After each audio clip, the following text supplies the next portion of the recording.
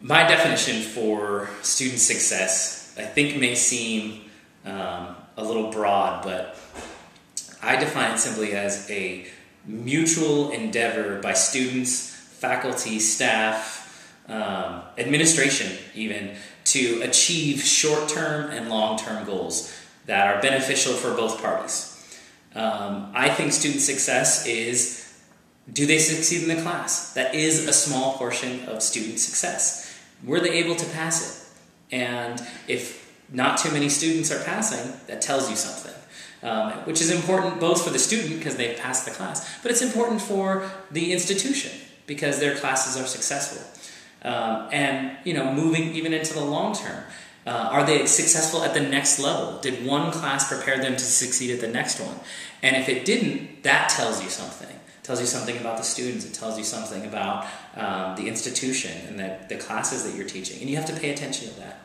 But I also think it goes even more long-term than that. Students come to college for a variety of reasons.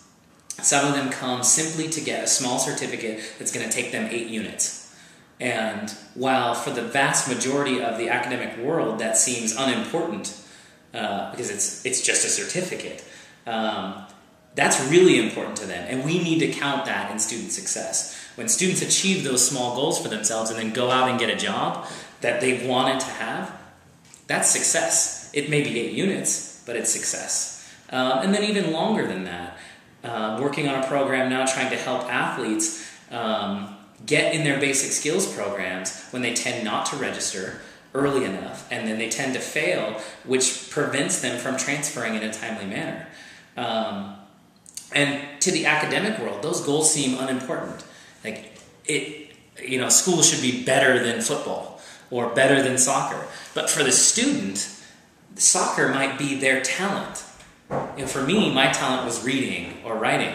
Their talent is they can run for 3 days and not pass out, whatever that thing is. And we need to support that for them as an institution.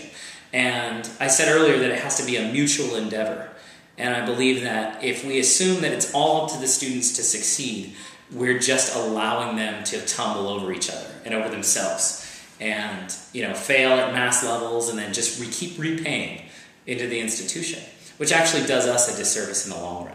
We might have more money in our pockets from repeat students, but in the long run, students aren't going to come back here if it's not successful for them. And that word will get out. And we need to make sure they do that. And if we support them in doing that, then it becomes actually part of the community. People turn to us to help them achieve their goals, rather than going somewhere else. A junior college can become more important than University of Phoenix Online, because we're willing to support them. And we get a face-to-face contact and a working relationship that is better than you can get virtually. So I hope that, when I see student success as I progress through my job, that it's a constant mutual engagement between everyone to figure out what they need to accomplish and what's going to be beneficial for everyone. Done.